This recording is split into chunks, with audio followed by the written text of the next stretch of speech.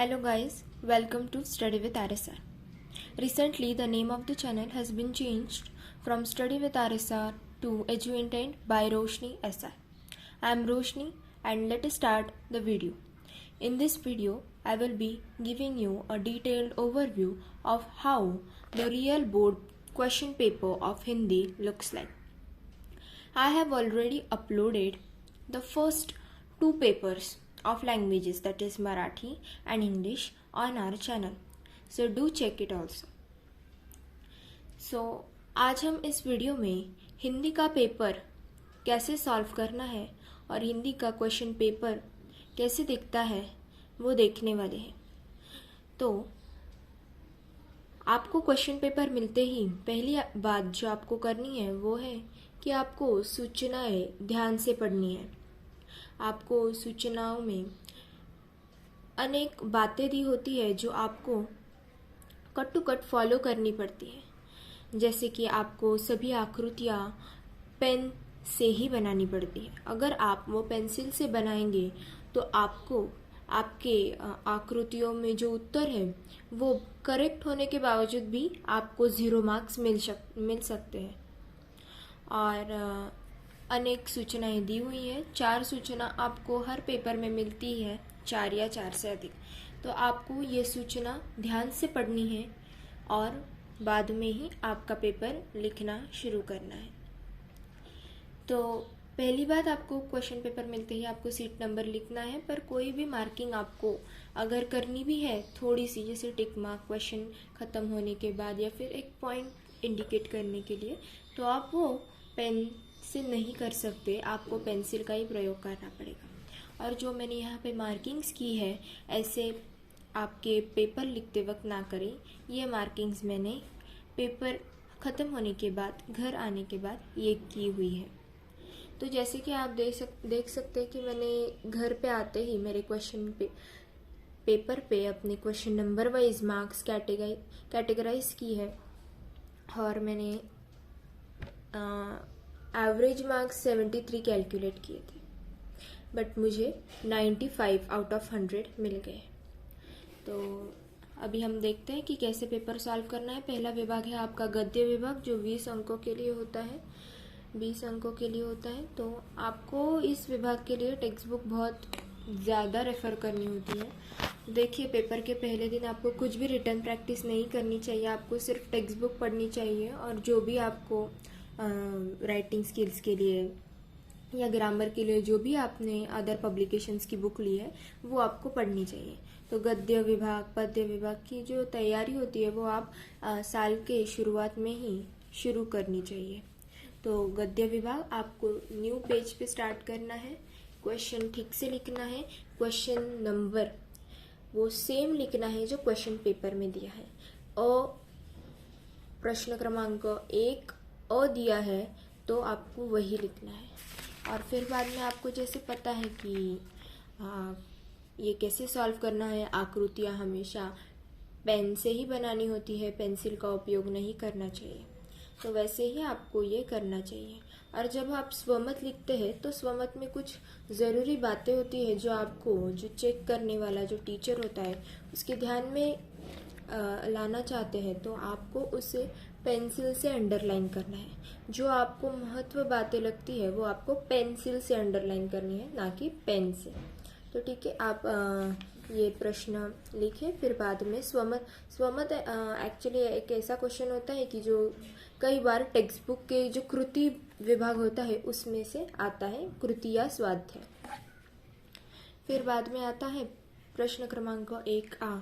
तो प्रश्न क्रमांक 1 खत्म होने के बाद अगर जगह बची है तो आपको उधर ही कंटिन्यू नहीं करना है। आपको नया पेज लेके आप उधर कंटिन्यू कर सकते हैं। मैं आपको यह इसलिए कह रही हूँ क्योंकि अगर आपका प्रश्न क्रमांक 1 में से कोई भी प्रश्न छूटा हो तो आप उससे बाद में जो बची हुई जगह है उसमें कंटिन्यू कर सकते हैं। तो ये प्रश्न पढ़ने के बाद आप इसे कृतियों को भर सकते हैं, ठीक से डायग्राम्स वगैरह वो सब ड्रॉ कीजिए। और जब भी आप वाक्य उचित क्रम में लगाते हैं तो आपको दरअसल ये क्वेश्चन लिखते बैठना नहीं है।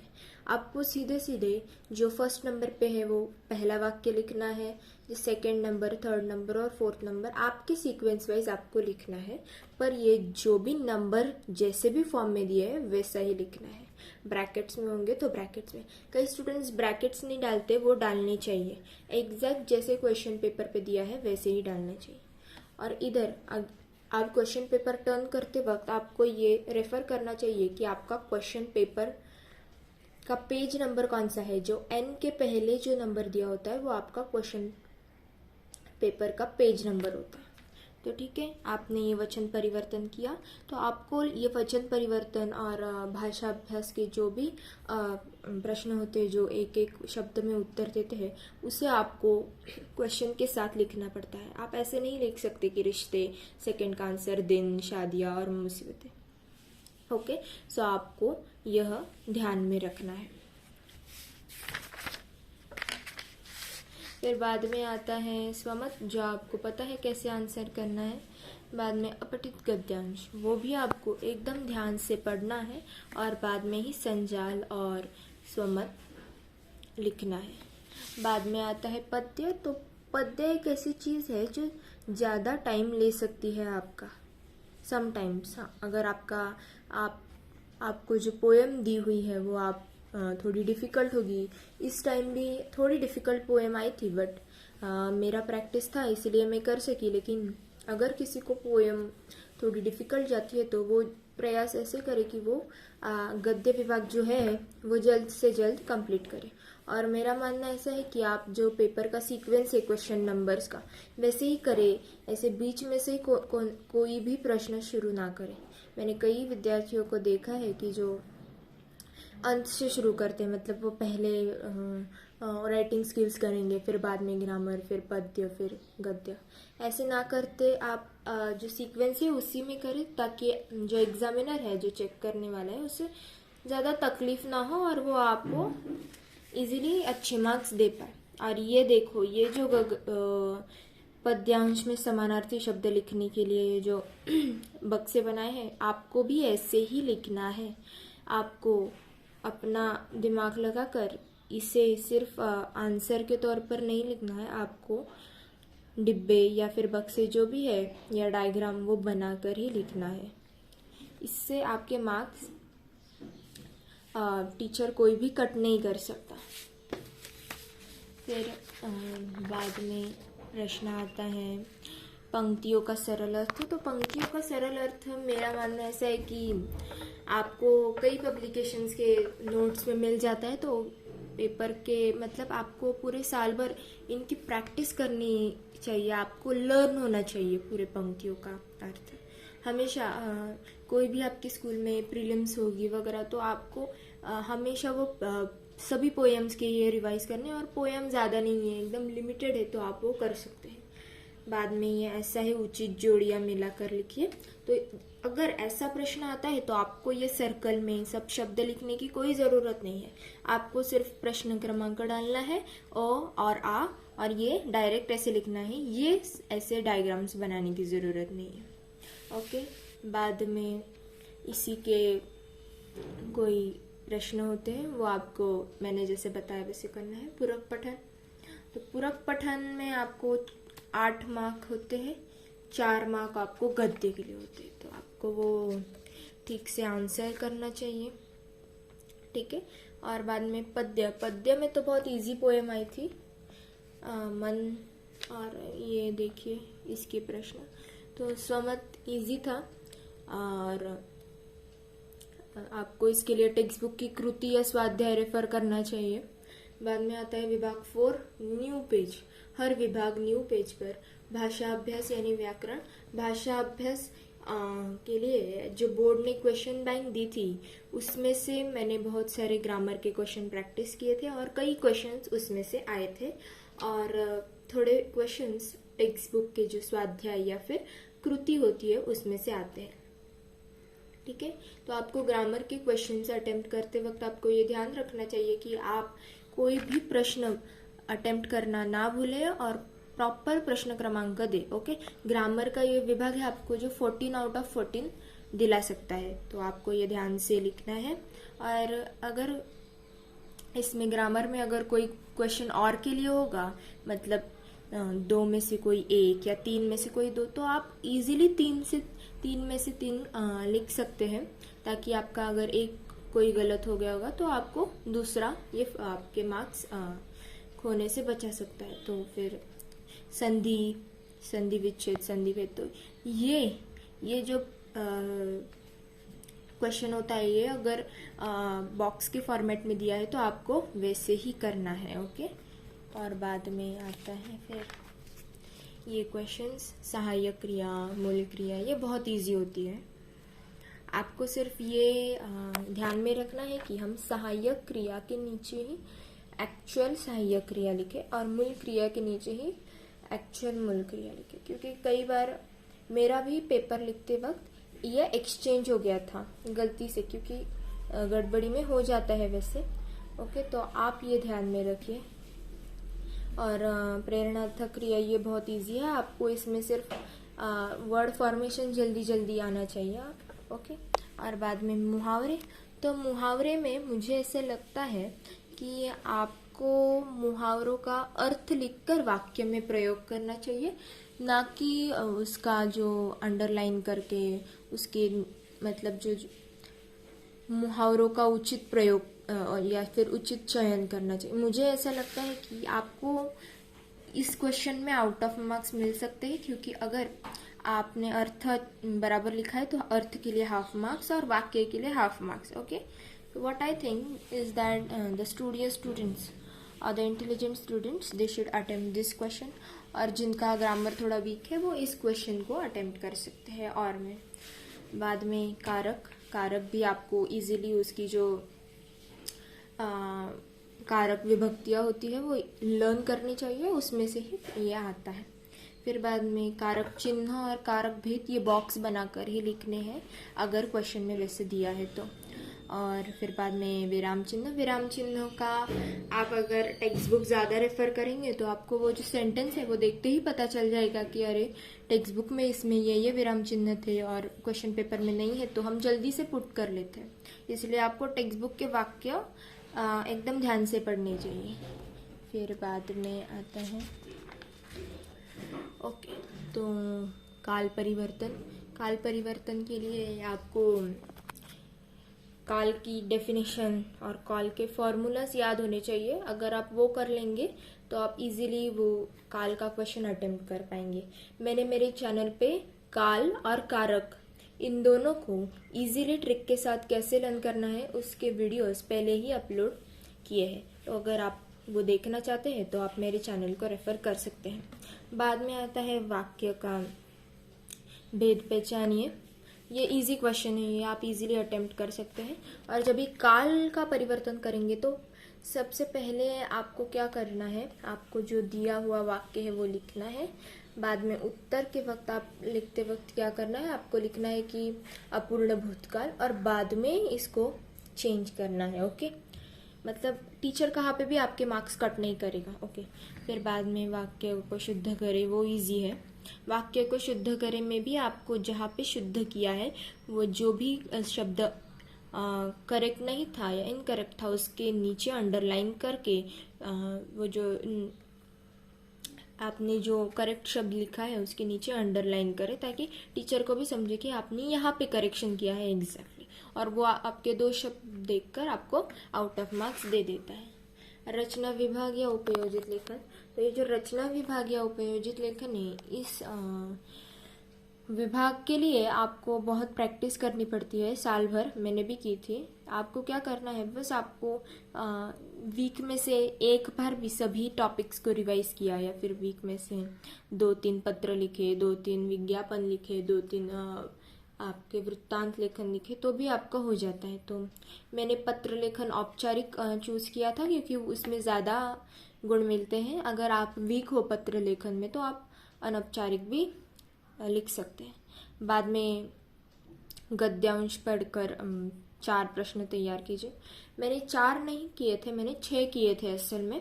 अगर आपका क्वेश्चन फॉर्मिंग जो ये है पैटर्न वो अगर गलत हुआ तो आपको 4 में से डायरेक्टली 0 भी मिल सकते हैं। तो जो बेसिक कॉन्सेप्ट होता है कि क्वेश्चन कैसे फॉर्म करना है, अगर आपको उसके रिलेटेड कोई वीडियो चाहिए तो मुझे कमेंट बॉक्स में ज़रूर बताइए, मैं उसके ऊपर भी वीडियोस बनाऊंगी, क्योंकि ये एक इकलौता रचना विभाग का क्वेश्चन है जो आपको 4 में से 4 गुण प्राप्त करवा सकता है। बाद में वृत्तांत लेखन, तो वृत्तांत लेखन में भी स्वच्छता अभियान का क्वेश्चन आया था। तो कॉमन क्वेश्चंस रहते हैं जो आप अगर आपकी रीडिंग एक्सटेंसिव है और अगर आप न्यूज़पेपर भी ज़्यादा पढ़ते हो तो आपको इजीली आ जाएंगे। तो मैंने भी इजीली कर लिया था वृत्तांत लेखन। और आपको ये नहीं भूलना है कि आपको एक औपचारिक भाषा का प्रयोग करना है, ना कि अनौपचारिक भाषा का। ओके, आप एक वृत्तांत लिख रहे हैं, इसको आपके दिमाग में बिठा लेना है। मुझे लगता है कि वृत्तांत लेखन और कहानी लेखन में जो अथवादि का प्रयोग किया है, आप वृत्तांत लेखन ही लिखिए, क्योंकि कहानी लेखन में आपको एक अलग सा टाइटल और फिर वो जो कहानी है उसको फॉर्म करना, उसको शीर्षक देना, उसमें से सीख लिखना बहुत समय चला जाता है। उससे अच्छा आप ये लिखिए स्वच्छता अभियान, या फिर जो भी वृत्तांत आएगा आप वृत्तांत की प्रैक्टिस ज़्यादा कीजिए। फिर बाद में विज्ञापन आता है। विज्ञापन में आपको केवल हिंदी शब्दों का ही प्रयोग करना है, ना कि आपको अंग्रेज शब्दों का प्रयोग करना है। जैसे भारत में निर्मित पॉइंट्स दिए हुए हैं, ये पॉइंट्स आपको अपने विज्ञापन में इंक्लूड करने ही करने हैं। ओके, और ये पॉइंट्स दिखने चाहिए टीचर को। ओके, और अगर भारत में निर्मित दिया है तो ऐसा ही पॉइंट लिखना है, ना कि मेड इन इंडिया। ओके, सो आपको हिंदी के ही शब्दों का प्रयोग करना है। और निबंध लेखन, तो आपको साल के शुरुआत में ही ये चुन लेना है कि मैं कौन सा निबंध लिखूंगा। तो मैंने चूज कर लिया था कि मैं चाहे कौन सा भी निबंध आए, मैं आत्मकथा का निबंध ही लिखूंगी। और आपको वो निबंध की वो टाइप ऑफ निबंध की इतनी प्रैक्टिस करनी है कि आपको किसी की भी आत्मकथा आए आप वो लिख सकते हैं। आपकी इमेजिनेशन पावर इतनी बढ़नी चाहिए। तो फिर आपको इस जो निबंध लेखन का जो क्वेश्चन है, इसमें से आराम से 6.5 या फिर 5 मार्क्स मिल सकते हैं। ओके, तो ये रहा हिंदी का पेपर। इजीली, मतलब इस पेपर में सबसे ज़्यादा आपको सब लैंग्वेजेस में सबसे ज़्यादा आपको मार्क्स मिल सकते हैं। तो आपको इस पेपर की प्रैक्टिस अच्छे से करनी है, हिंदी का भी और अदर सब्जेक्ट्स का भी अच्छे से ध्यान रखना है।